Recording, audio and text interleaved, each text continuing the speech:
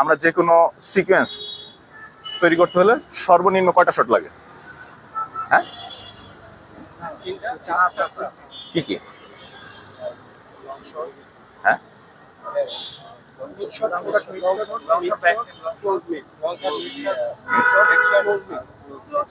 Close shot, 3টা shot minimum লাগবে।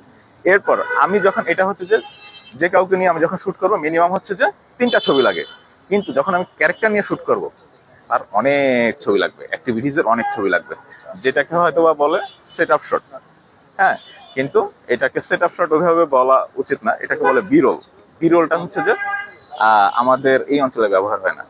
হ্যাঁ, ওই যে মানে বিরলটাই হয়ে গেছে সেট আপ শট। ওই রকম যে হচ্ছে ব্রিটিশ পিরিয়ডে যে এলিট ক্লাসের লোকজনদের জন্য হচ্ছে যে একটা পশ টাইপের লোকজনদের একটা এলাকা ছিল, ওইটার নাম ছিল গ্র্যান্ড এরিয়া। ওইটাকে এখন বানায় বলছে গ্যান্ডারিয়া।